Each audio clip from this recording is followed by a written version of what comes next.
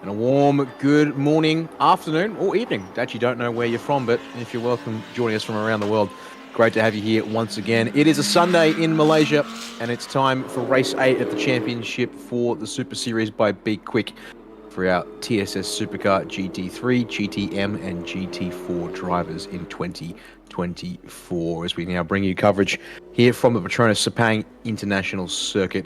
And good to be back with you here on the Thailand Super Series channels, as well as potentially the Speed Cafe channels here today. Thanks to them supporting this English language broadcast. Daniel Yeaman here on the microphone once again, being joined by Scott Rangan, who for some reason he's actually deferred to me to start this one off today, as we start getting footage from the track side as the cars making their way around to the starting grid for the pre-race bits and pieces here today, Scott. And, well, it's been only been about, well, not 12 hours. It's been about 14 or so hours since we saw these cars last out on track with a night race here to cap off yesterday's on-track action for this weekend of racing. And unfortunately, we didn't get to see the checkered flag under green flag conditions. A bit of a crazy crash involving 3 of the cars from the B-Quik Absolute Racing stables getting entangled with each other, thanks to a 4th car also involved, but not directly causing contact. And as a result, bringing the race to an end just as rain was starting to fall as well. Yeah, so an interesting race yesterday evening. The result, I mean, we got there in the end, albeit under safety car conditions, but yeah, 3 separate cars, all from the B-Quik stable, all with massive damage. There was a 4th car involved, which is a 95 car, which we assumed it might have been, was the 2W Zoomies. There's actually been an update on that one overnight as well. A $10,000 BART fine was issued to that car for not having judicial cameras available as a part of that car's in-car feeds, which is incredibly important because that meant that they just weren't quite able to resolve everything nice and neatly last night. And the important part is, you know, when you're competing in an event like this, you got to cross your dot your I's, cross your T's. And yeah, look, I mean, the 2W Zoomies outfit, there was also a procedural issue for them back at Bang Sen. If you remember driving through the pit lane, I think they actually picked up a couple different penalties back across that weekend, and they were all related to sort of procedural little bits and pieces. So, look, sometimes crossing borders, you know, languages, that sort of stuff, it can not work out necessarily the best for you every single time, but, you know, part of racing, you've got to make sure all these little bits and pieces, all your ducks are in a row, because it can and usually will cost you. Yeah, 100%. That is an important part of all the bits and pieces that are required to go racing. If you aren't fully up to date on some of those kind of those regulatory bits and pieces and procedural parts that are important here, as you can see, drivers having now made their way around on the sighting lap, now having to get themselves into grid positions whilst they've got people already out on the grid, and it's a flurry of activity today once again. As always, we're just inside of 10 minutes till the beginning of the formation lap, so there's plenty of time for teams, drivers, fans as well as sponsors and the like, all able to get down onto the grid and check things out here today. And yeah, we're here at the track as part of the Malaysia Championship Series weekend. It does mean that there are other races this weekend that we won't be commentating directly here as part of the Thailand Super Series broadcast. So once again, we'll be doing this race here, which is the combined TSS Supercar GT3, GTM, GT4 fields for a 1 hour plus 1 lap race. Then we'll, as commentators, go off there for a while and return later on today for TSS Supercar GTC and their final race of the weekend. There'll be plenty of action still coming from the track today with other categories such as the Malaysia Championship Series. We've got a 300-kilometre race coming up directly after this race here today, as well as the F4 Australian Championship racing before the TSS Supercar GTC drivers get back out on track. As we go back to the weather radar once again, Scott, the object of our fascination half the time. That one there, threatening for a moment and then looking like it might clear up there in the later part of the afternoon. So mixed possibilities there as to exactly how that one's going to go down.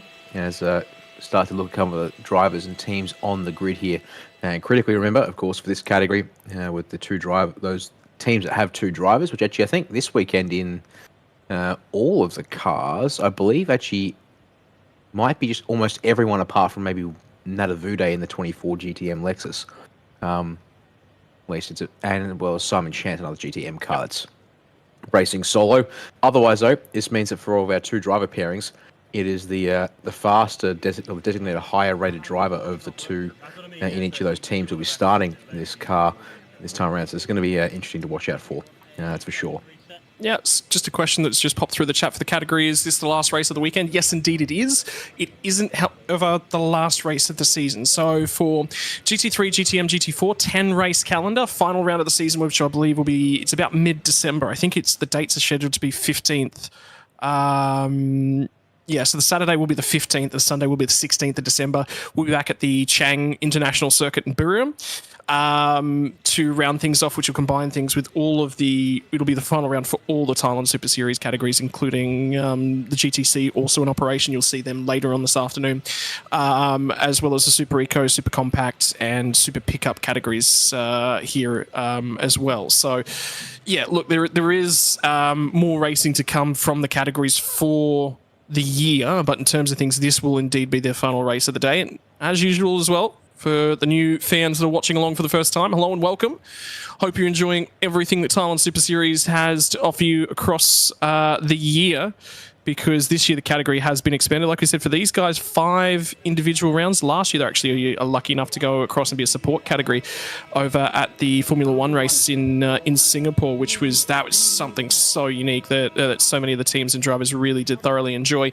And then this year, 6 rounds in total, 5 of them for GT3, GTM, GT4, and then a single round for 4 rounds in the championship for the other classes. For the GTCs, they do 1 round at Sepang, which will be later on today, and then for all the other categories, they get an additional date at Chang, which was 2 weeks ago. So that's everything in terms of Thailand Super Series. I'm glad to be back, part of all the coverage once again.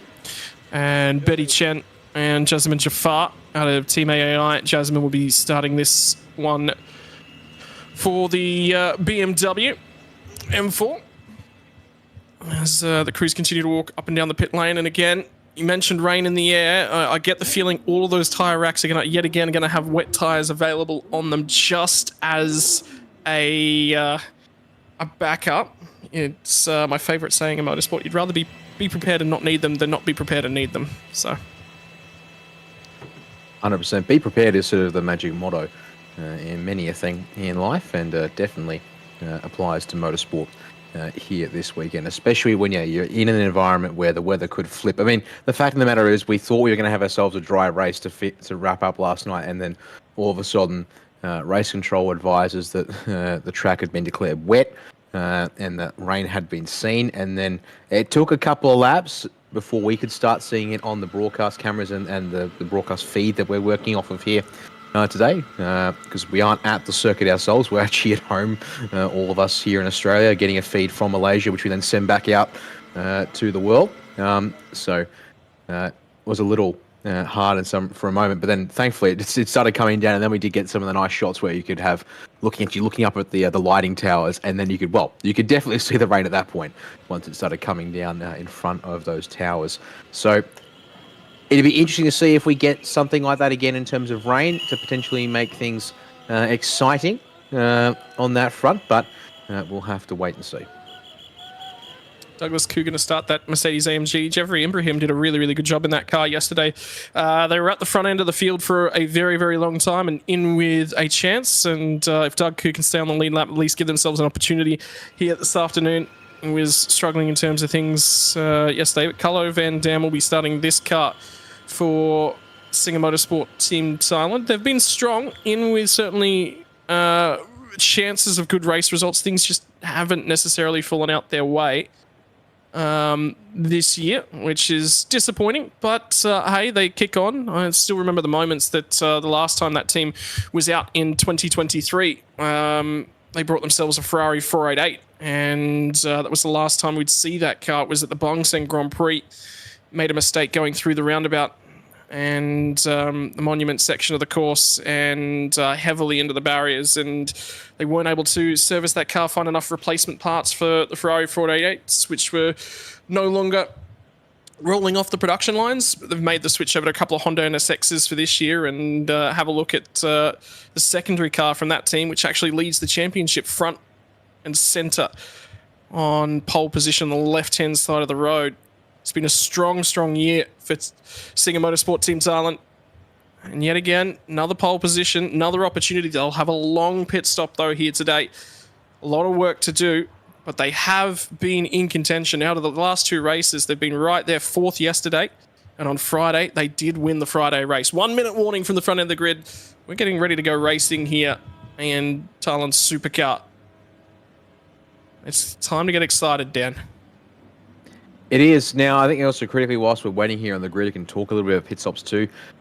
Actually, looking at the numbers for today's race, they're looking pretty competitive on pit stop times, thanks to the fact that didn't finish in the top 3 in last night's race. They ended up 4th across the line in the number 12, so they don't have too much time that they need to add to their stop. The big teams are going to lose out today in terms of pit stop time. It's going to be Sandy Stuvik and Deng Yi in the number 37, the win here by BQAR. Audi R8, they've got a 141-second compulsory stop time from pit entry to pit exit. They'll be closely followed by Eshampiro Zakash Nandi at 131 seconds. And then just looking a little further on down the order, I believe the other big one, time-wise, actually might be 121 seconds is the next closest. No, actually got another 131. That's down in GTM category. So yeah, they might be in with a good chance at being competitive once again. They've been a competitive team all season long as the formation lap gets underway here from the Sepang International Circuit, as the GTM cars will follow off next in behind our GT3 field. But who are we going to be looking forward to, we think, in this one here, Scott? Of course, don't forget, with the fact that there are supposedly our top drivers in the car to start this one, and then it's going to be the changeover to the alternate drivers, as it were. The only exception, arguably, from that list would be that Viper Nizza Racing Mercedes AMG. Not to drop on Douglas Khoo too much, but arguably Prince Jeffrey Ibrahim has been the faster of the 2 drivers in that car this weekend by a comfortable margin. So that might see their fortunes turn around in the second half of today's race. Zach Kassiri on pole position for Marcus Winkelhock, and Earl Bamber out of P3 was probably the driver I'm keeping an eye on. We'll drop down to 7th spot on the grid. Yi Deng from Aaron Lim. Douglas Khoo will be starting the 9th place Viper Nizza Racing 65. Carlo Van Dam will be in the 89 machine, and Lin Hao in the 25A car that won yesterday's race from the rear end of the GT3 field.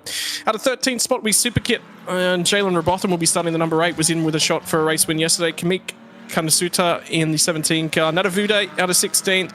Nadapong out of 17th, and Sideway Simon Chen 18th. Kazuhisa Arabi for the 2W Zumi's car with the lead GT4. Kennedy Kasuri, Hayden Haikal drove extremely well yesterday at a 21st.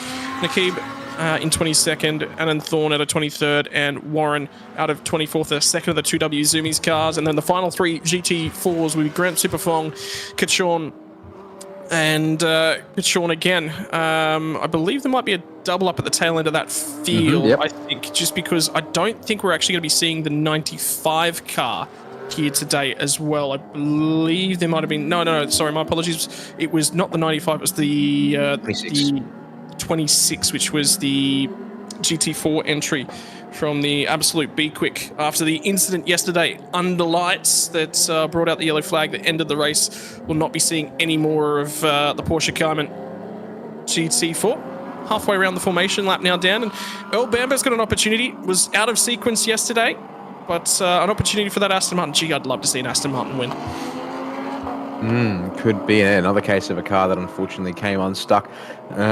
Thankfully, in their case, didn't damage the car by the looks of things, but ended up a lap down before they could, once they retrieved it, and able to get that car checked over in the pits as well.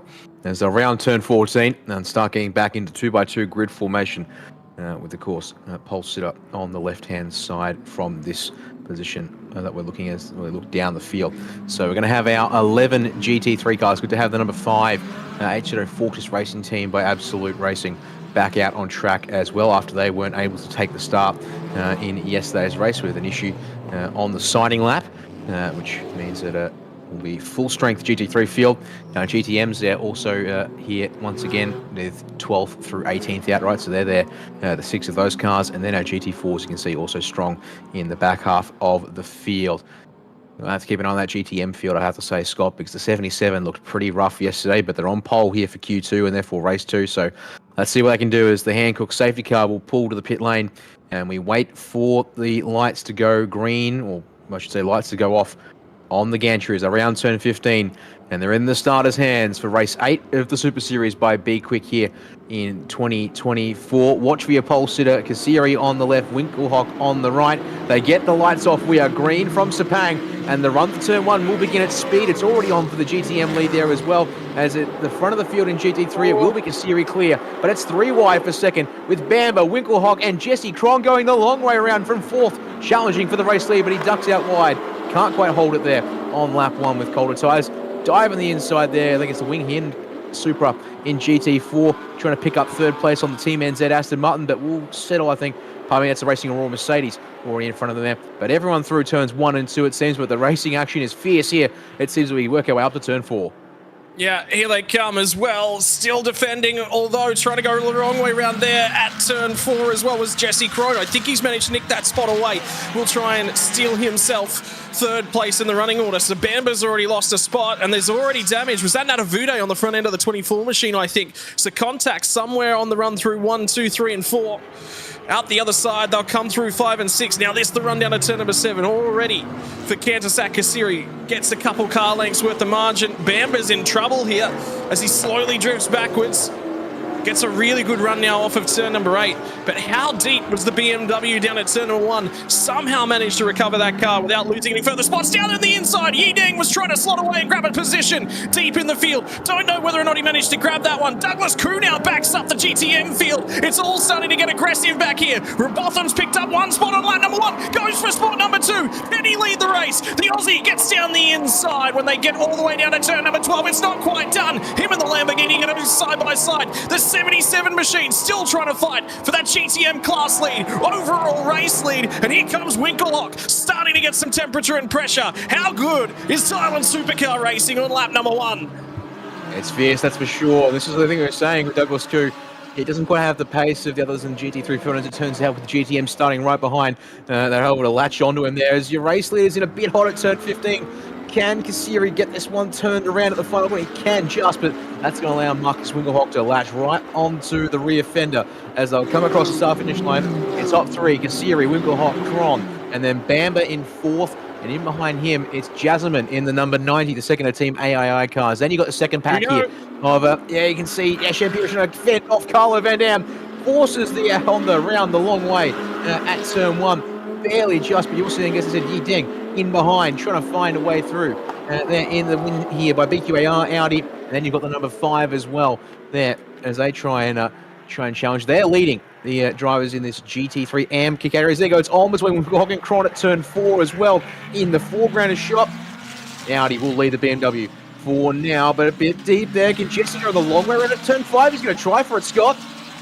Yeah, certainly going to keep the BMW in there, and the mid-corner rotation of the Audi is going to save it at least for the meantime, as Winkelhock still trying to hang on to that second place. In the meantime, have a look at Kantasak Kasiri skipping clear. Krone tries to show the nose of the BMW as they get down to turn number 7. Not really an overtaking zone, but wide as Winkelhock. Had a little bit of a bobble. Car didn't respond as he turned it in. He's going to have to cover when they get down here to turn number 9. Here comes Jesse Krone trying to go the long way around. He's been aggressive thus far in 2024. He'll make it another attempt as he gets down the inside. Looked for the crisscross, not quite able to do that one. That's bought some time back to Bamba, and in the meantime, Kantasak Kasiri is galloping away at the front end of this field as well. Still hanging on to the lead. At the last time of offering was that 77 all the way down in the GTM field. Douglas Koo's now been passed by a couple of cars out of that field as well, and Winkelhock's really trying to have to hang on to this thing at the moment. They'll come down through turn number 14, tipping on the back straight, and look at Kasiri just going out the front end. Here comes now Bamba, really starting to make some time. Jasmine's brought his way into this battle now as well. And the only thing I'll say about that second trailing pack back there, Dan, think about how long it took for Carlo Van Dam to get his way past Asham Pieris yesterday. About 15-20 minutes was what it ended up taking him. Eventually got the job done much earlier today. Yeah, he's already clear, and I think also has been joined by Deng Yi. Yideng, sorry. They're in the 37s. They've both gotten through, leaving the 62 now to fend off the number 5 of Aaron in that bright yellow Audi R8 in the background of shot. But 2 laps now complete on the board. As, gap 1.5 seconds between Kansas Kasiri, your race leader, and Marcus Winkoch here in second, thanks to the fighting he's having to do to fend off Jesse Cron. And we'll have to see now if this race settles into a bit of rhythm. As you can see also on the timing tower, Afik leading GTM. Got Jalen Rothman right behind, though, along with Superkit has gone through with them. And then it's Douglas Koo on the road behind them. The last of our GT3s still running. And then Natavude leading a second pack with Kana Suta and Natapong in behind there as well. I'm wondering, Jesse Crone looks better, looks significantly faster. So if Jesse Crone can find his way through, I guarantee you he's going to skip clear very, very quickly and see if he can't set off in pursuit of Kantasak Kasiri. What that does say, though, is potentially, if he can just hang on to this spot for a little bit longer, maybe the tyre wear might just come to him, because Crone is certainly working that BMW hard at the start of this race, looking for every opportunity. The tyres might start to overheat in the dirty air. They might start to go off, and again, he's close when they get down to turn number 9.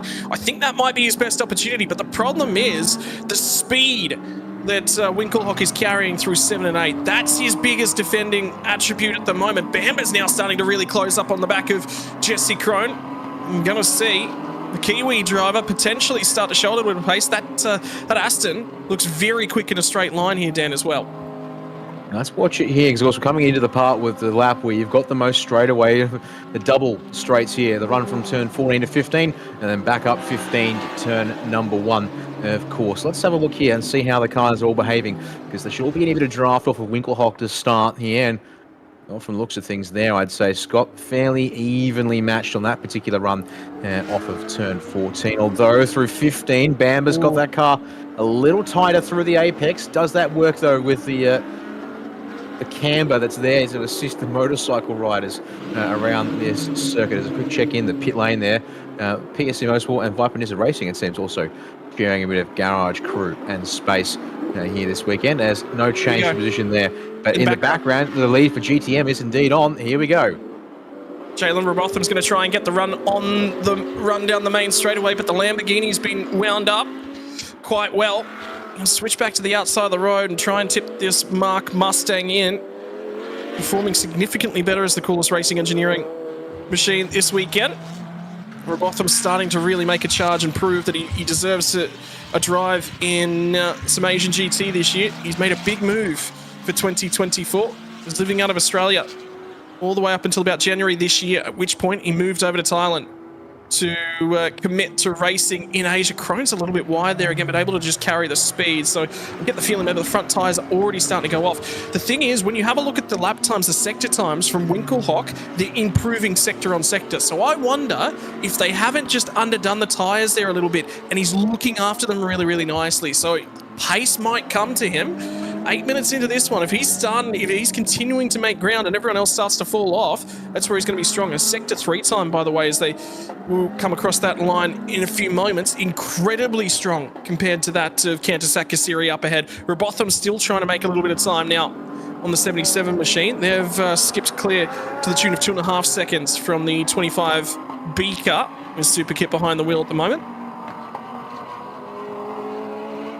See there, speaking of 25, the 25A machine, Lynn Howe behind the wheel at the moment, starting that car at least, and they'll be looking to try and make some inroads, because don't forget they have the potential to benefit from, well, they will benefit, I should say, from the minimum pit stop time rules, as they are an all FIA bronze lineup in that red and black Meng model sponsored Audi, and that'll mean that they could be in with a chance of getting another win, although they have 15 seconds added to their time thanks to winning last night's race. So that'll make things a little harder for them to get that same kind of undercut and advantage. But this battle here for the GTM race lead is going to be interesting to watch, because I think it's important to me as well as this Mark Mustang, as you said, looking strong this weekend. Finally a chance to deliver on the promise of the pace it packs. But critically for me, that PSC Motorsport Lamborghini Huracan was looking pretty awful yesterday on pace when we saw it at the opening part. It had dropped back towards the GT4 cars, not leading GTM, whereas today they've switched it on all of a sudden, it seems, by comparison, because they've gone from being miles off their competitors in this GTM class to leading the class, and they've got competition but they're not backing up the entire field. It's just the one car, this Mark Mustang, that's been able to go with them so far. Robotham, I think you got a little bit of overlap, and there's spinning at turn 1 as well, and it's Natavude. And again, I just wonder if there's some damage on the front end of that car. Certainly didn't look all that happy. The other thing I was going to point out, Dan, was they were getting significantly closer to the 25A. So Natavude does get down the inside at the 17 car. Does he leave enough space?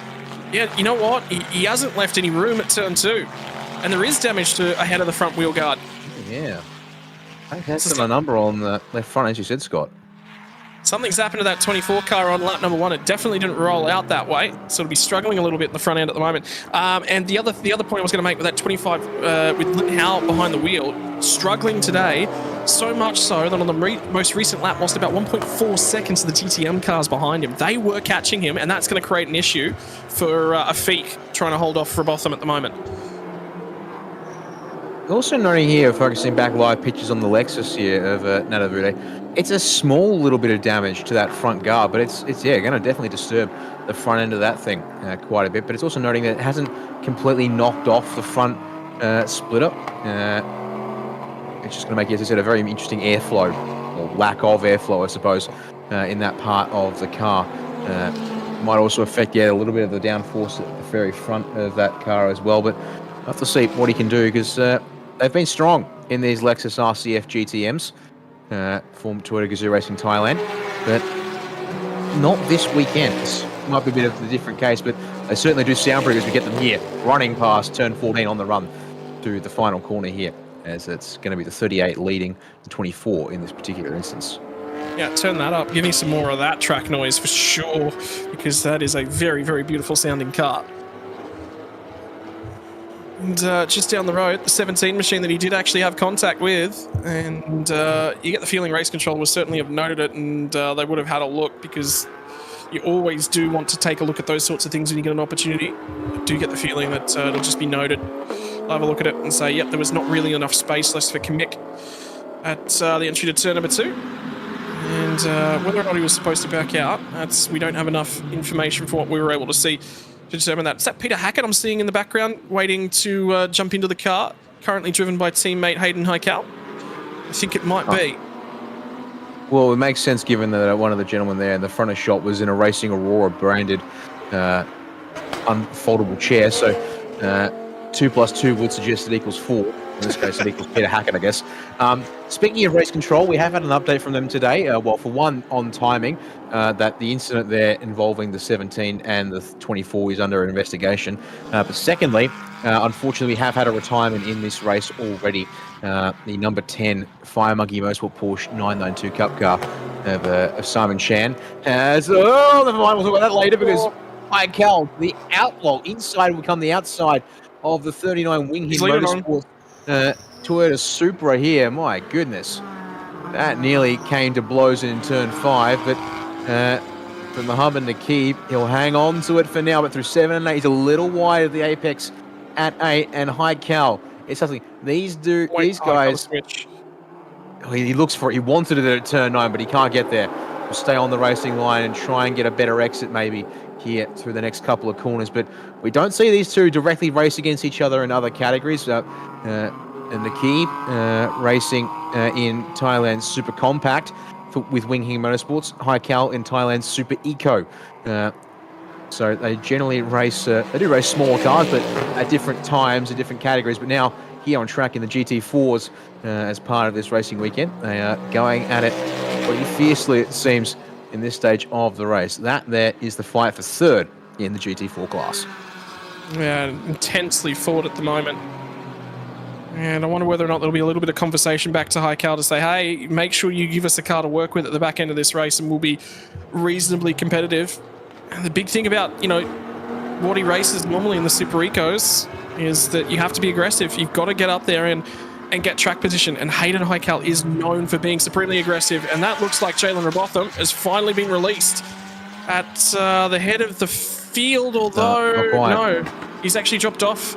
So whether or not it was the 77 car of Afik that managed to clear the 25A, and that's caused a little bit of a break in the lead for GTM battling, because Feet certainly disappeared off down the road. The interesting factor here now will be, what is the response like from the number 8 machine? Does he all of a sudden find a lot more time? He was quick again through sector number 2 as they crossed that timing line, so we'll wait for the sector number 3 timing line. Did take another 2/10 back out of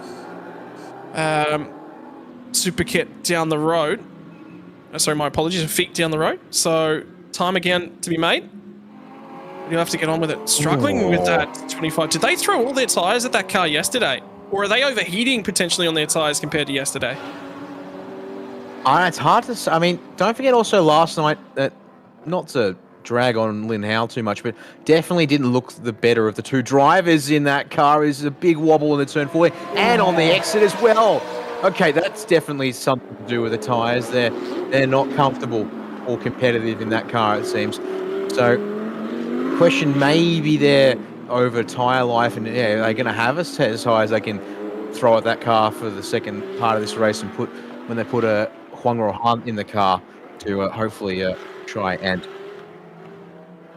pick up the pace. As we've gone back to the race lead, or at least the car's fighting for second, because it's now nearly 5 seconds from your race leader back to Marcus Winkelhock. So again, he's doing an extra job, but also you noted there on screen, Scott, our first warning for a team here for track limits is gone way of the 27, as there has also been an additional message that's just come through on our screens. And in fact, there it is on screen as well. Driving infringement for car 17. We're required to stop for an additional 15 seconds in their compulsory service, which is going to potentially, well, they're currently sitting 4th in GTM. That'll probably see them back with the Lexuses. So that'll be for the incident at turn 2. And that will say that he wasn't far enough up. So effectively, what's happened is Natavude's got far enough down the inside and close to cleared himself before he gets to turn 2, wasn't required to leave racing room, which means effectively the 17 car's gone a little bit too deep in it. Turn 2 should have backed out, was required to back out, didn't back out. And that's why he's been opposed with a 15-second time penalty. Is that the rear end of the Aston moving around a little bit as well? Did you see that? On the run down into turn 14, there was nearly sort of a controlled drift on the way into 14 there for Earl Bamba, who's again just not been able to make any inroads. And now the tyres have stabilised a little bit. Winkelhock's comfortably leading this little group. He's just not able to make any time. Kantasak Kassiri is driving extremely well here this weekend, in the lead for the Honda NSX Team Singer Motorsports entry. The fact that he's pulling away from this pack and to the tune of 5 seconds, Dan, he's doing a supreme job out in the lead of this race. Yeah, he's looking comfortable, that's for sure. As you can see, the field spread here at the moment in this opening stint is going to, I think, be important to note here. And the other thing, of course, is, yeah, with the stop times, just to bring your attention back to them once again. Start talking about them car by car. So if you're race leading, number 12 there, just going through turn 4, 112 seconds on pit entry to pit exit, because they're an FIA bronze and FIA silver rated driver combination, so there's some added time for them on top of the 85-second minimum. For the 27 machine of Marcus Winkelhock and Henk Kicks, they're going to be in a rough place because they've got a 32-second addition, so 117 seconds total from entry to exit. And Henk looked like he was not as strong compared to the car drivers he was racing in the first half of last night's race. Maybe in daytime conditions and with a bit more seat time in terms of yesterday's race, that might change things around for them there. But we'll see. You've also got the 91 BMW, just Kron Chunha Chen, 121 seconds. So actually longer than Winkelhock and Kicks' car. So you should see that gap there extend between the Audi and the BMW. And then Earl Bamba and Anderson Tanato, it's the same time as Winkelhock and Kicks at 117 seconds. So on corrected order, once they come out of the pits, it should actually be, pardon me, Pity on back, we should lead them out of the pits. And then it should be in second place, where I was looking at this, it should still be the the Audi, apologies, I think, Kicks. But then expect Anderson Tanato to come out in front of the BMW, of the 91 BMW, for example. And then P5 and the number 90 of Jasmine Jafar and Betty Chen, 116 seconds for a bronze gold pairing. So that car should probably still be in P5 at least, although it's potentially the cars behind with a short stop, such as the number 5 Audi or the 25A, maybe they could throw a spoiler in the works, but they are a fair ways back at the moment. Yeah, I'll give you an update as well, looking over at our GTM class as well. Has been a change for the race lead. Jalen Robotham has managed to get that move done. So now we'll lead the way, albeit not a great previous lap, 2:13.6 now for the 77 machine. So change in class lead there in GTM. And Robotham's now got an opportunity with the next 10 to 15 minutes or so of driving, depending upon when they do those pit stops, for 5 minutes now to the pit window opening. So we will get that one in the near future. That's worth thinking about at the moment. And I was wondering, I was starting to see lap times fall off just a touch. Message from race control yet again. Circuit has been declared wet. So there is some more spots. This is, remember, right throughout the weekend, they see just a little bit of a spot of rain. And there's a cautious step immediately onto all teams, circuit declared wet, just to get that one out there. You don't want to leave that too late. And the rain coming both in from the west and the southeast at the moment as well. So we could be getting the edges of either one of those showers in the region. A little bit of both. The rain will be spotty. Won't hit heavily, but it is in the area. And now the question is, with the compulsory pit stop window opening in just 4 minutes, surely you would want to wait to see if the track's going to get wet enough to need a tyre compound change, as Winkelhock a little wide through turn 14, but doesn't bring the 91 of Jesse Cron right to his rear bumper, because he's got to worry about Earl Bamber there in behind as well. But still, 3 of our international drivers here in TSS Supercar GT3 still as they were for now, but wide again at turn 15 this time for Winkelhock. Does Jesse Cron get close enough for challenge? Oh, he's certainly going to be there, as there you go. Some teams getting ready to consider a pit stop here early on in the window, and slick tyres prepared, and they look like they're sticker slicks as well. So that's going to be interesting to watch here. As we saw rain first up at turn 1 last night, Scott. It could be from this end of the track. It could be from the other end. We just don't know yet. It's just in the area, I think, is the best way to sort of think about it. It's going to be spotty. Just about right the way around the track. I get the feeling.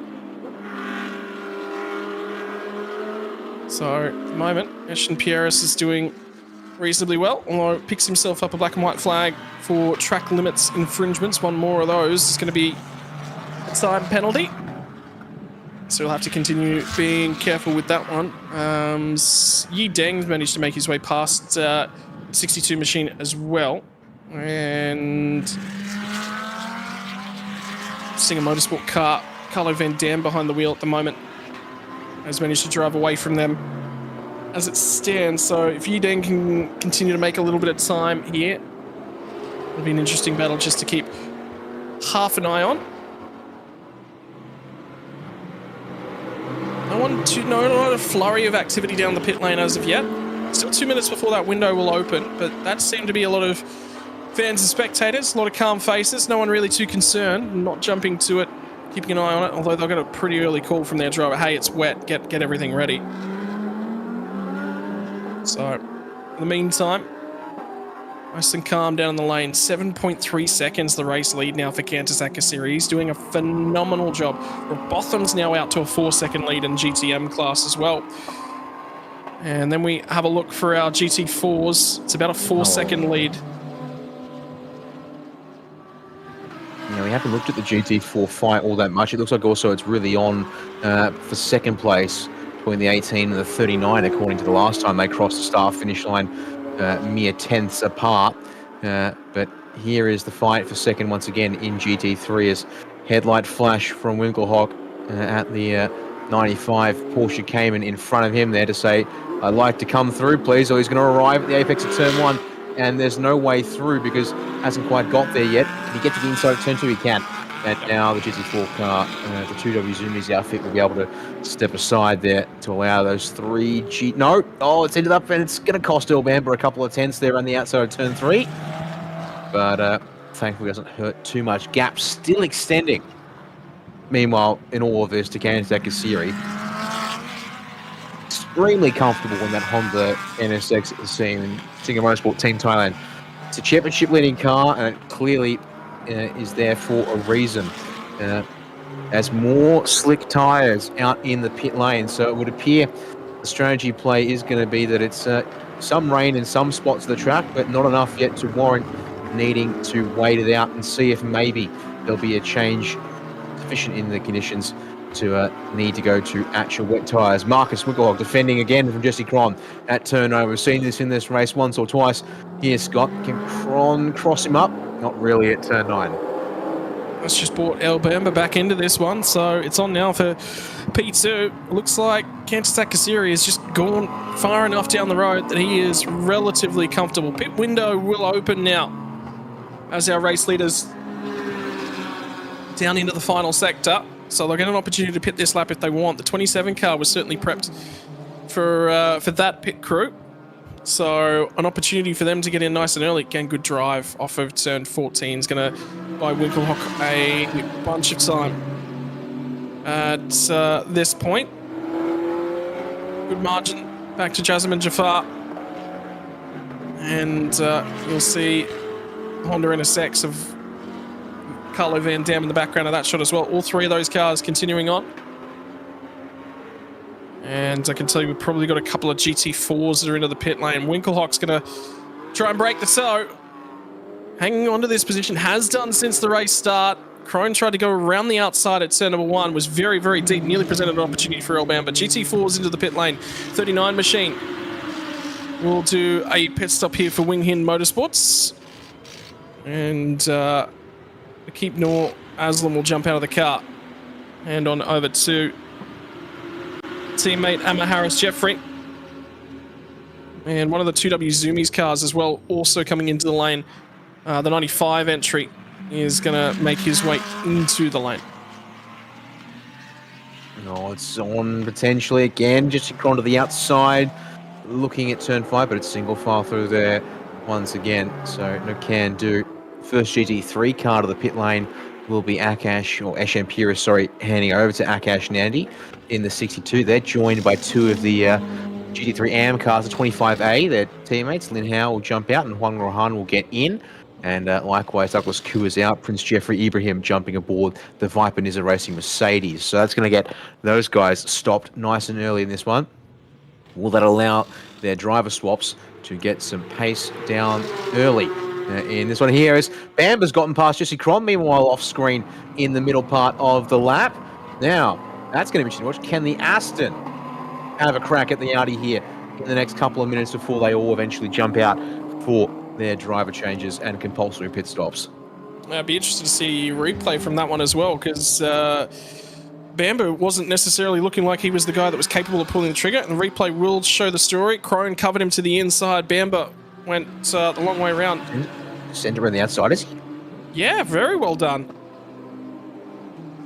Got far enough up there, and then, well, when you're on the outside there, it becomes the inside at the next corner. That is a phenomenal move. Is he coming to the lane? No, he's just going very wide at the final corner, trying to square it off and get good drive down the start-finish straight to make some time on the run to turn 1.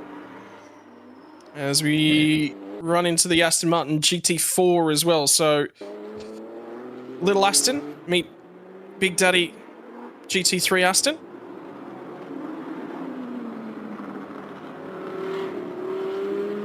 Okay, I will say out of the way there of all three cars as well.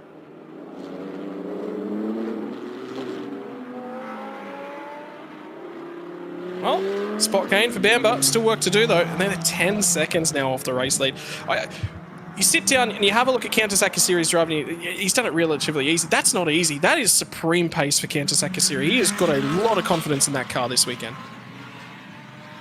He has, and then let's see here. Oh, the Racing Aurora Mercedes GT4 is going to potentially be in the way, but Bam's going to muscle his way around the outside at 5, and then Cron's going to have to go the long way around at turn 6. And they are squirming in these GT3 cars. The Hankook tyres protesting something fierce, but they've been able to get through without too many hustles. But man, for Hayden Heikel there, He's just been made to hold your line and hope it's the right part of the track, because these guys weren't taking no for an answer on, I want to go past, the time is now. Yep, there was a little bit of a pucker. Yep, yeah, from my side of things, and I wonder whether or not from Hayden Hokel how comfortable he was feeling in that moment. So,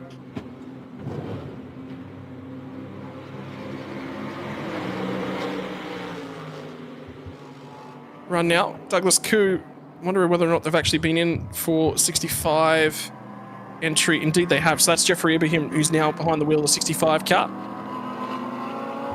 Trying to get laps behind the wheel in Sepang with a Mercedes. Doing a phenomenal job at this point in time.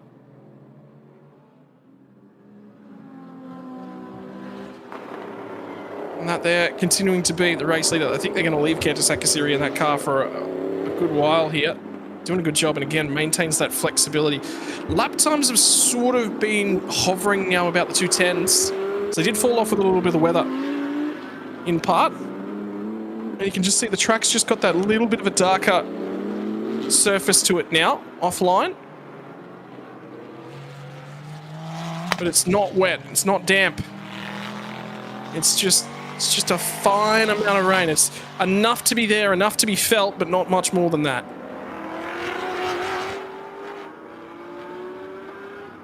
Yeah, haven't seen it yet really on the cameras at this time. But the threat of it's still out there, it seems. Just some updates also on more black and white flags for track limits. It's actually been handed to cars 19, 7 and 12 for some updates. So 19 is your leader of GT4, although that is potentially affected due to pit stops, moving the order around a bit there. So the 19, that is Grant Supafong and Sutapong Darch, and Grant starting the race in that car there. The 7, that being, of course, Graham John Dowsett and Anna Torn in the Team NZ Aston Martin, and number 12 being your race leaders in Kantar Sakasiri and Piti Brombaki. So that kind of suggests that Kantar Sak's been a little generous with racing track ends. He's also got only 3 more minutes before the pit window closes here as he rounds turn 15. So that window will close at 25 minutes remaining, don't forget. As speaking of drivers in the pits, there you go, H2O Fortis Racing with Absolute Motorsport, or Absolute Racing I should say, as well as the win here by BQAR Audi, both in the pits, getting their stops done. So they will go for the time being a lap down on your race leader. And you can also see that a bit of stuff flying off one of those cars there, but to the inside of Prince Jeffrey Ibrahim will go Akash Nani, but the crossover attempt by Ibrahim doesn't quite work out though through turn 15. Yeah, contact made, point sent, message you hope received for the 62 entry, who has now completed their pit stop as well. So this will be for track position. This is an on-track fight. There isn't any gap between these guys. There's not a lap, there's no nothing. No, these guys are actually fighting for position, and contact made at the final corner. And Nandy was in hot, got the car pulled up, and he propped him up. He prevented Ibrahim from turning in. He wanted to turn in much, much sooner. He just hesitated on the throttle, didn't touch it for such a long period of time, and to not rotate him, Ibrahim's done a phenomenal job there. Yeah, gentle little brush, as looks like Sandy Stuvik may have also made it out of the pits, and just in front of these two as well, thanks to his much longer minimum pit stop time. So these three now racing on track for position, we do believe, according to timing and scoring. And Stuvik will be on cold tyres, by the way. Cold tyres, but he's and as a result, he's been absolutely rounded up through turn 7. We don't see that being an overtaking spot in usual situations, but this isn't usual per se. Well, 1 minute left on the pit window. There's not long left to get your stops done, and I think, yes, your race leader on timing is heading for the pit lane, has to head for the pit lane this time around because it's not long left to get in. Yeah, they're running out of time. So this will be the only time that they will get an opportunity.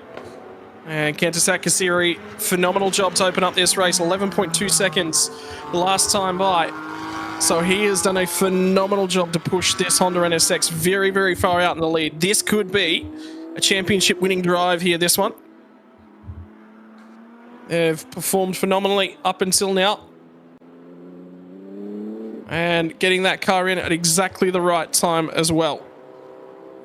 Team will go to work, 4 fresh tyres, it looks like, going on board.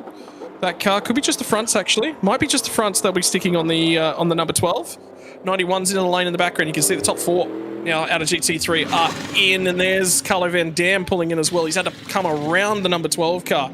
Congestion in the pit lane. Now it is going to be 4 tyres here for the number 12. And now it'll be that final tyre, that left rear, that'll go on for that car.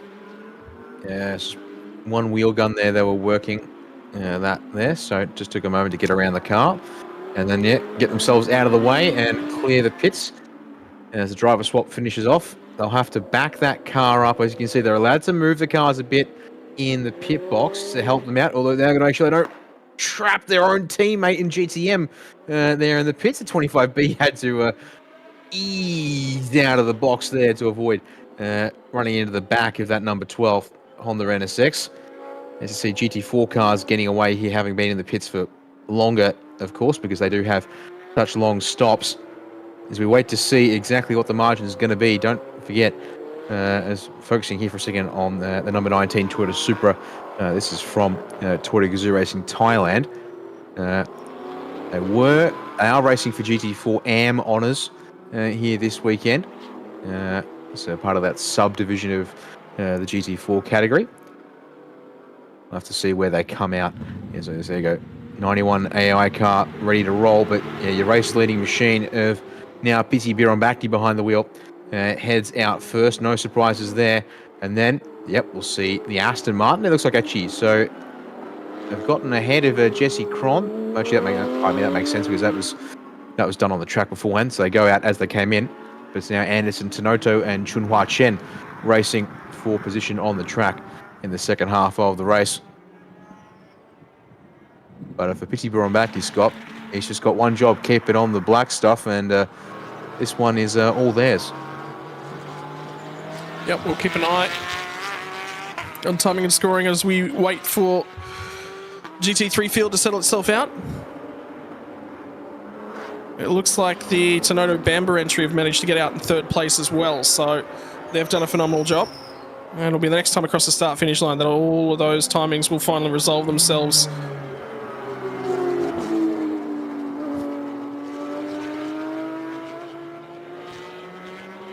In the meantime, I really want to keep an eye on who's leading in the GTM field as well, because I get the feeling that one may have been taken back over by the 77 car, which will have Saravit behind the wheel at the moment. Craig Corliss will take over driving duties for the number 8 car. But we won't have comparative times for them just yet. As now the number 12 car down into sector number 3. Looks like they've got control. So, good first half of the race. Now they've got to execute on the back half of the race as well. That they do. I'm just having a look at the stop times for GTM and comparing it to what times show up on the timing screens. It would appear that PSC Motorsport have timed it perfectly for their 77 Lamborghini, whereas the stop time for the Ford CRE Lanotech Locomoy Racing Mark Mustang was about 10 seconds longer than it needed to be. So that might just have cost them there a bit of track position and time. Or, as you said, we have to wait a little bit here just to get an updated positions and sector timings before we can really explain it. Although looking at where they are on track, point timing, 77's approaching the end of sector 3, whereas the 25 the number 8 is about halfway through that second sector. So that's a healthy margin that's gone the way of the 77, unfortunately. But back on track. We're looking here at what looks to be a fight amongst several of our GT3 cars. The 62 starting to break away. Then you've got the number 5 is in the picture here, leading GT3 AM. Then you've got Senny Stuvik trying to get through and go chase after Akash Nandi for positions in GT3 Pro. And then Prince Jeffrey Ibrahim. And is Juan Rohan in that battle? No, separate to all of that there. So there we go. Timing for your GT3 field now updating. And the gap has increased from 11 to 17 seconds at the very front of it all.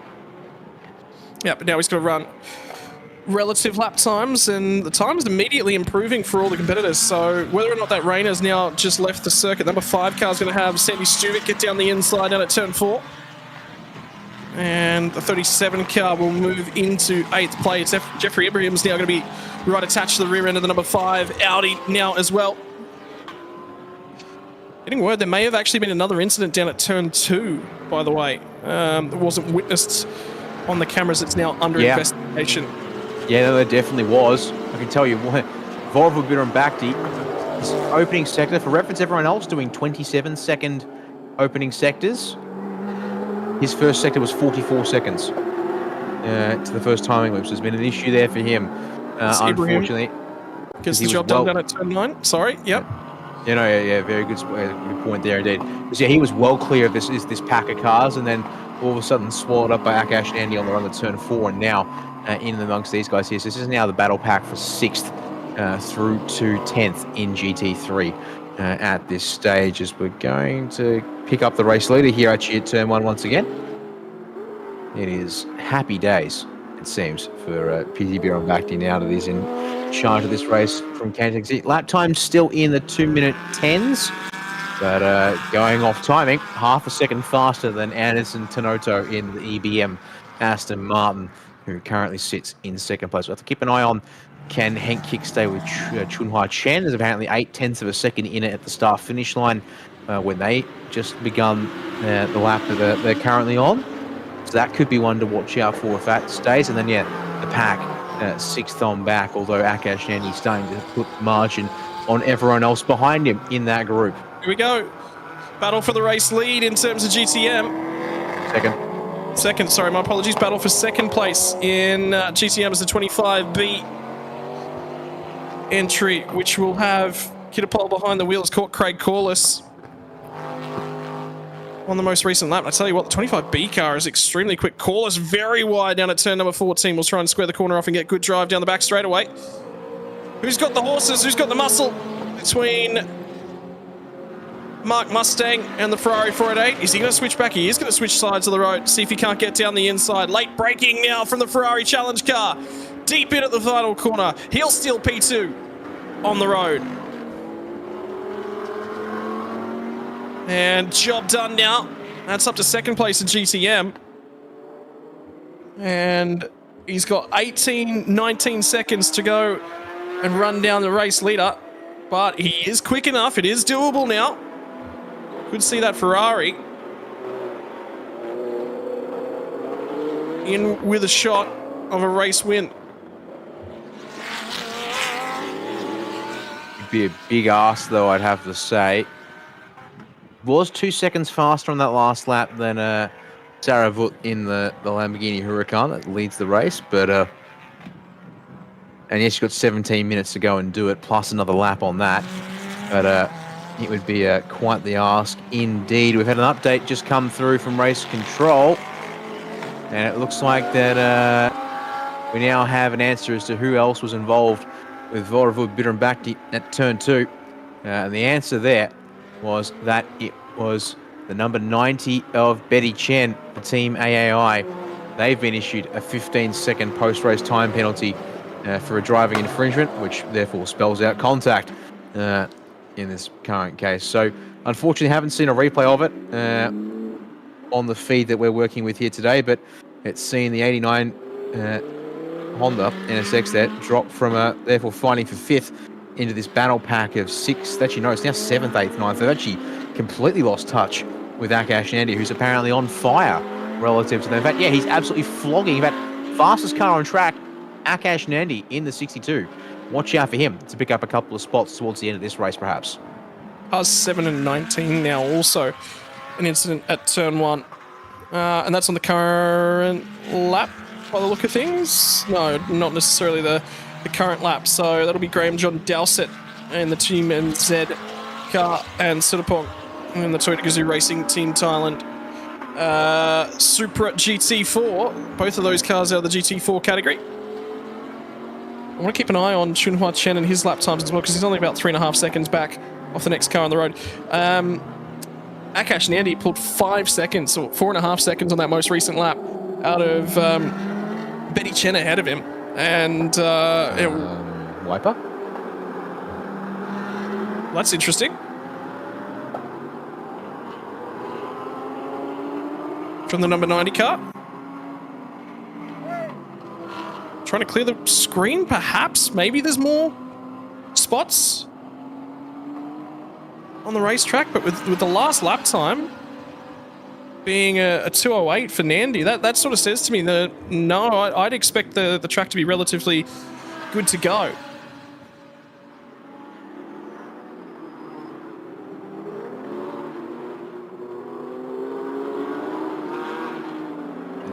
Here, the battle in GT4.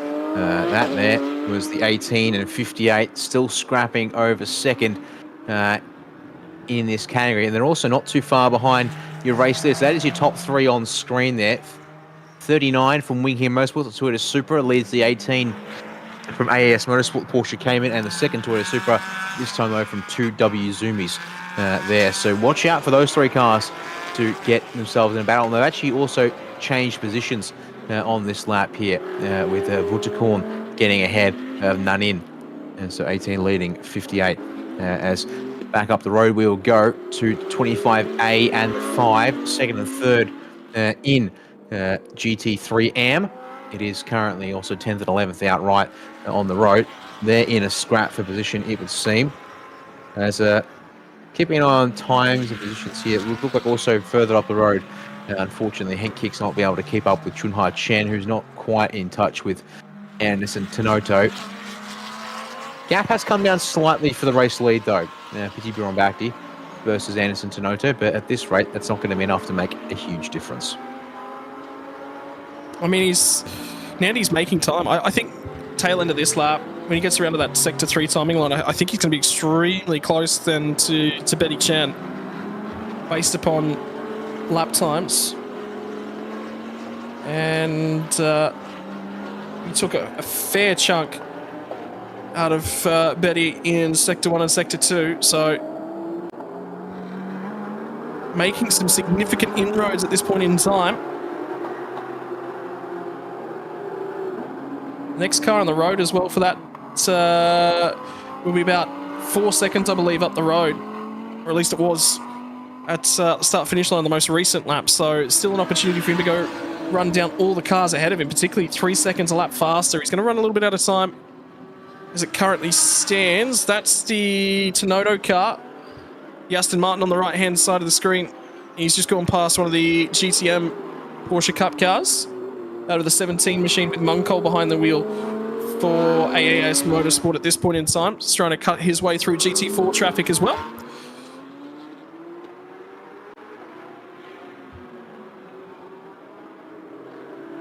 And just to do so nice and successfully, as has Munkon got his way through traffic now as well. Is he making time relative to the leader? No, not at the moment.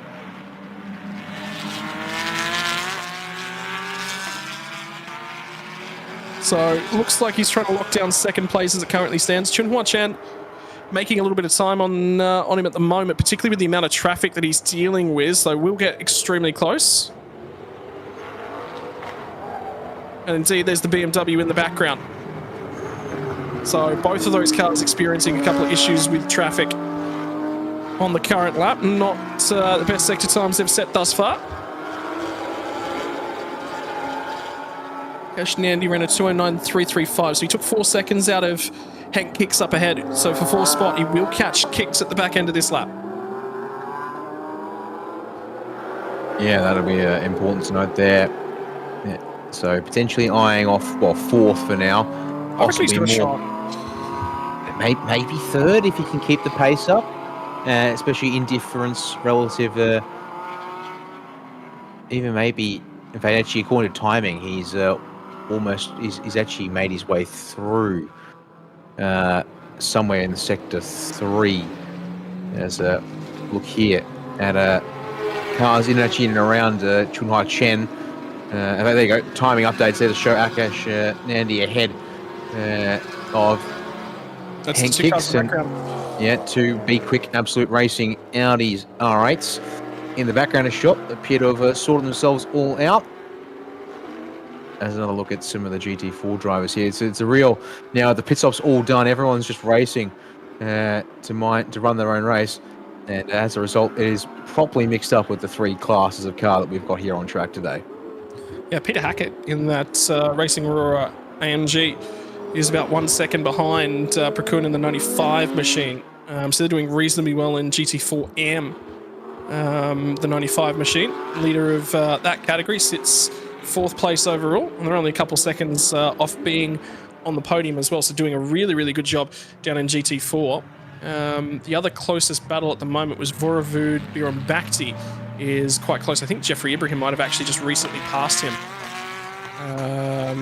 in for that battle as well. Sandy Stuvik's making some time on Betty Chen.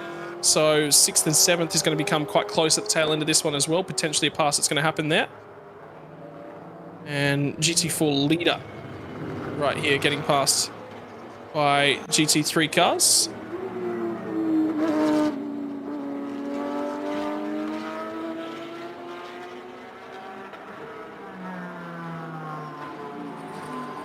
If Nandi can continue to make time and can catch Chunhua Chan, clear him very, very quickly, just with the time loss they're all experiencing, the race leaders, with traffic on this last lap, he's made a big chunk of time. And the sector times look good again to the second timing line. So he's not going to make anywhere near as much on this lap. But I wonder whether or not Nandi's now hit all of that traffic, which he would have done on this most recent lap. So whether that might stall him out a little bit. That may be the big issue for that car. Craig Corliss, unfortunately, is now fallen off the podium in your GTM class. Nadavude's managed to make his way up to 3rd at the moment as well. So changes in a couple classes towards the tail end of this race.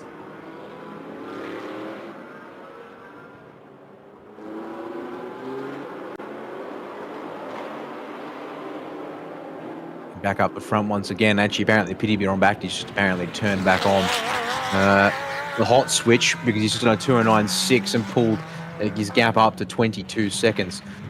So that is looking mighty impressive there, although the gap has shrunken ever so slightly. So we could have a fight for second as well if this keeps up between Anderson Tanoto and Chunhua Chen. But that's a bit of a slow burner at this rate. Big things I'm looking at here is Betty Chen's dropping back towards Sandy Stuvik, Prince Jeffrey Ibrahim, and Carlo Van Dam. And don't forget, there's also a 15-second penalty to apply to the number 90. So they're already officially on timing, going to drop behind the 25A. And in fact, they'd almost be risking dropping behind the number 5, and therefore back to 11th outright and in GT3 as well. Let's be curious here. We were on for a bit of a firecracker finish as that was twitchy through turn 7 for Tanoto. Kept his foot in it though. Did that hurt the lap? Apparently they're hurting for sector 1, which is a mix of a straight line speed as well as the braking and turning at turns 1 and 2, Scott. So I wonder if Betty Chen's going for the... Is it just me, or is she going to flash the lights and she's hitting the wiper? Honestly, not sure. Unless there's something on the windshield as Sandy Stuvik from a fair ways back takes advantage of the GT4 traffic to dive up the inside of both the GT4 car and Betty Chen. Job done. And Prince Jeffrey Ibrahim is through behind as well. So on track position is there to be gained. Can the Mercedes get through and stay in the fight with the 37? Because, of course, that is up for grabs too. As just looking back again, that's closed up even more on this lap. A very rough sector 3 to the tune of 7 or 8 tenths for Anderson Tanoto. Is the Aston starting to really lose its tyres? Final sector, he loses another 9/10 to Chunha Chen behind. All right, I thought that one was a slow burner. No, it's already on. The race for second is here in GT3. Yeah, 5 minutes on the clock as well. Trying to get to the inside. Chunhua Chen, Kevin Chen, applying all the pressure he possibly can at the moment to Anderson Tsunoda. This might just, if these guys continue to squabble, that might buy Akash and Andy just enough time to get back to them.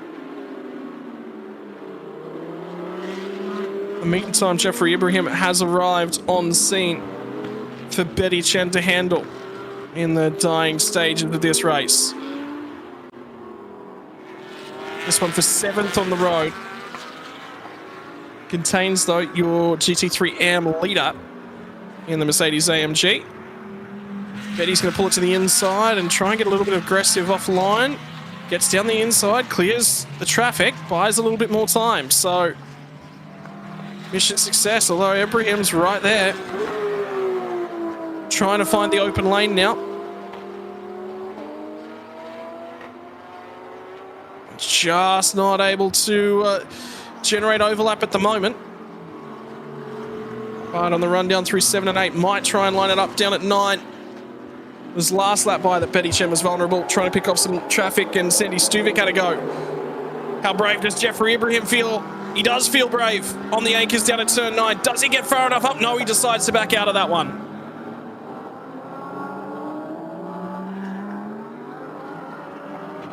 Starting to get impatient now. Ooh. Vipenditsa Racing, Mercedes AMG driver of Prince Jeffrey Ibrahim. That was a late dive.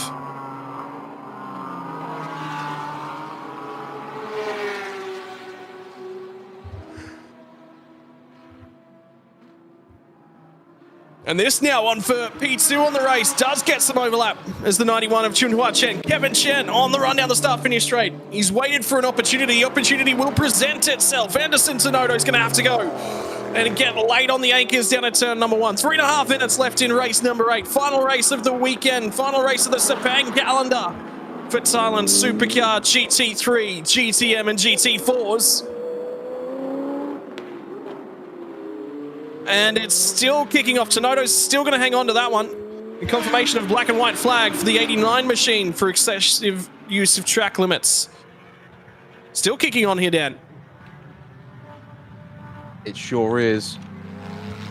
As I apologize, I'm actually talking with a couple of people in the chat about some of the stuff here about, like other categories for Thailand Super Series and the like. Is we are a limited set of cars here for this weekend. As we are actually racing as part of a Malaysia Championship Series weekend in many respects. It's the main event, as it were, with 300-kilometre races yesterday and today. But for us here, this is the pinnacle of Thailand Super Series with our Supercar GT categories. And I have to say, I'm actually kind of hoping we can see this be a regular thing on the schedule for TSS. I actually have really enjoyed seeing these GT3 drivers having to also race against and through the GTM, GT4 traffic, because they clearly got the pace over them. How's this into turn 15? Oh, Tsunoda was in so hot trying to cover the inside. That explains how we ended up side by side live on corner exit. But back to live pictures now. We go at turn 14. Still ahead. Got a couple of car lengths once again, so not going to be under pressure as your race leader is already down past the start-finish line. Don't forget, time must reach 0 before we will see the last lap boards, but given where we are going into turn 1 and the time left on the clock, Scott, we should see the last lap board out because the clock will strike 0 before PTB on back. It gets back to the start-finish line. Yeah, and that does mean Akash Nandi's going to run out of time. He's 5 seconds behind at the moment. And he made 3 seconds up on that most recent lap, but he is going to run out of time unless those two come to blows. Still the black and white flag displayed for the 89 machine. Confirmation, no last lap board from the flag tower.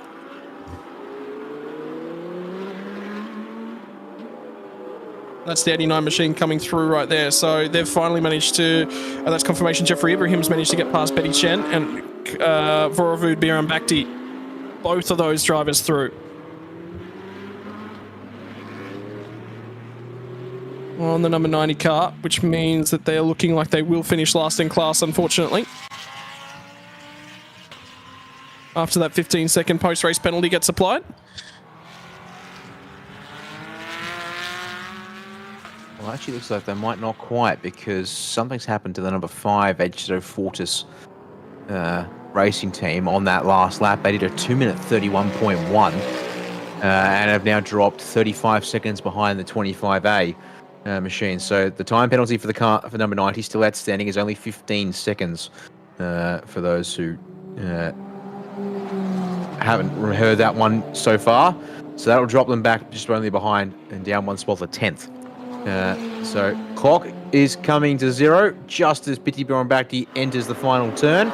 So that means we are going to get the last lap boards here as we come around turn 15 once again. So it will be a 20. There you go, final lap board indeed out there at the start finish line for this race. So 28 laps is what they're going to get around the Toronto Sepang International Circuit here, and it's now a fairly easy lap that Bhirombhakdi needs to do, but he still did a 209.9 on that last one here. There's now a couple of chances left for Chunha Chen. Can he get the pressure back on Anderson Tenodo? Final lap of this 5.5 kilometer, world famous, and he now knows he's got to make it stick here on this one here. And Akash Andy indeed has arrived on the scene, but it's going to be one lap too late. I think it might be, Scott, unless these two go completely no holds barred for second. Anything could happen. Anything could still happen. This is the 77 car, which has just been overtaken by Nadavude just ahead of him. So this is for second spot in GTM standings. So they're not on their last lap as of yet. They will have this lap and one more yet to do. Still ahead of our race leader. Well, I'm not sure they are, actually, Scott. I think they are behind the race leader on track. It's a little wide for Sarahwood's going to give Nadavude a bit more breathing margin. Because there's your race leader actually coming up into turn 11. So, yeah, they've been lapped. They're on the last lap. But for Piti Bhirombhakdi and Kanataka Asiri, this has been a lights to flag demonstration, almost in a sense, of just how in control they've been. Singer Motorsport Team Thailand, I mean, they won the replacement race 6 on Friday, which we weren't broadcasted. They were in with a chance last night, but ended up having to finish 4th as the race was neutralised under safety car before they could really get stuck into it. And they come back out here today from pole position. Kanataka Asiri tears away from driver Brazil, Bamber, Justin Tron and Marcus Winkelhock. And in the second half of the race, Piti Bhirombhakdi has only extended that margin by a further 12, 13 seconds. So as he comes around the final turn, the checkered flag is his. The number 12 machine from Singer Motorsport Team Thailand rack up another race win in this season, and their sister car in GTM there of Kittapole and Superkit will be the next car to take the checkered flag and win the GTM category once again as well. As the final turn, Anderson Tenodo looks like he has just had enough in reserve to hang on to second place here in front of Chunha Chen, although he's a little wide at the final turn, but it's going to be enough to still stay in front of the Team AAI BMW, along with Akash Andy charging back as he could, but 4th he will have to settle for. Yeah, he'll be a little bit unhappy with that one. Certainly had the pace. Traffic held him up for one lap too many, unfortunately. He only needed one more lap and he would have got there. Sandy Stuvic's going to come home in 5th, and Prince Jeffrey Ibrahim going to come home in 6th. Enjoys that result, and line honours for GTA 3M class. So the rest of the field's going to come home in just behind them. That's phenomenal racing action from a number of the classes as well. Down the GT4 drivers as well. The Wing Hin Motorsports car looks like they may have managed to wrap up class win. Although just waiting. And yep, they've got that one quite comfortably. From TW Zoomies 58 and the 18 car of AAS Motorsport will come home in 3rd in the GT4 category as well. So strong races from a number of the competitors up and down the field. Mixed bag in terms of the results here this weekend too, Dan. Different winners, different drivers, teams. The only car from GT3 that finished on the podium in both races was the 91 car. There's a fair point there, indeed.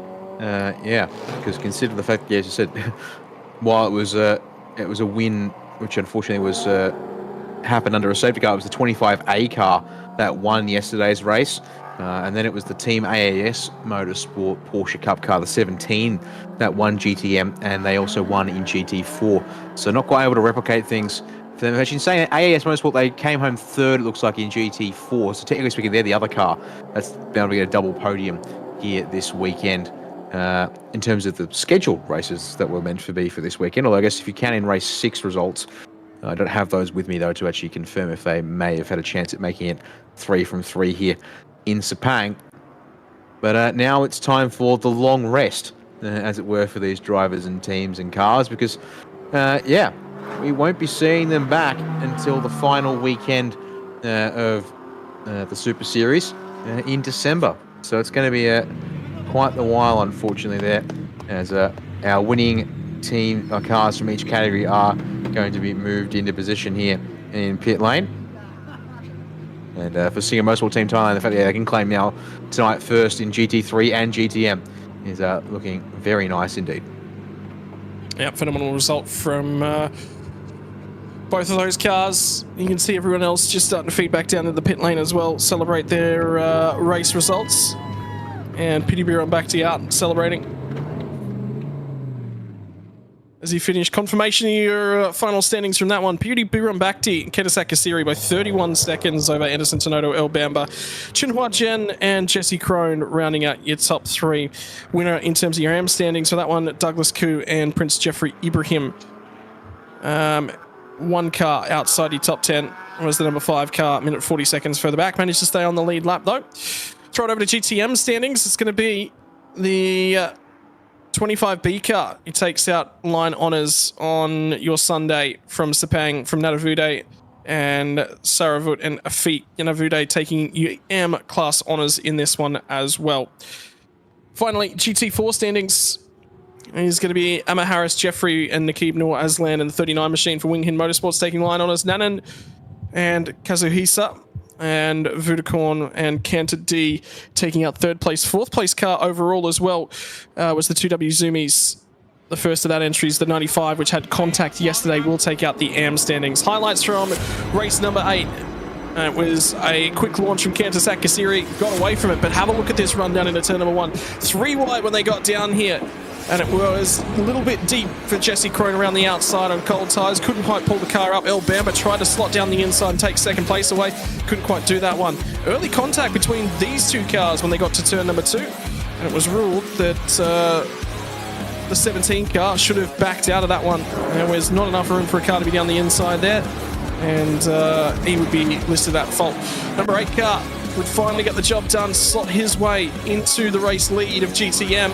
Try and set sail. Jalen Robotham put on a little bit of a show of speed here, and it was needed to try and give teammate Craig Corliss an opportunity. This battle just raged throughout the early stages of it. How about the bravery from El Bamba round the outside at turn 9, becomes the inside at 10. Might have been assisted a little bit by Marcus Winkelhock propping up Jesse Crone there to allow that one to get done. Pit stop time right in the middle of the race. And that is what happened to the number 5 car that we didn't know about. A spin off the final corner. That one happened off screen and we didn't get an opportunity to have a look at it.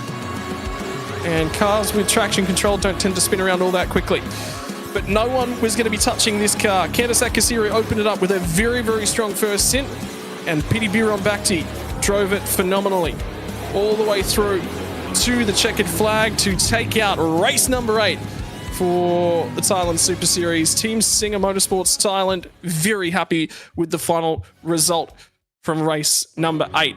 Ladies and gentlemen, I'm going to say a big shout out and a big thank you to everyone that makes it possible, and the sponsors are on screen at the moment, from everyone at the Thailand Super Series and from all the broadcast team as well. You'll have GTC racing action available to us later on today from 5 p.m. local time. Currently is 12:30 p.m. local time. So it will be in about 4.5 hours from now for your GTC racing action for the Thailand Super Series, with the final race at the eve of the weekend coverage from Sepang number 2. Ladies and gentlemen, we will see you all in a couple of hours to finish off the racing action for Thailand Super Series Sepang 2.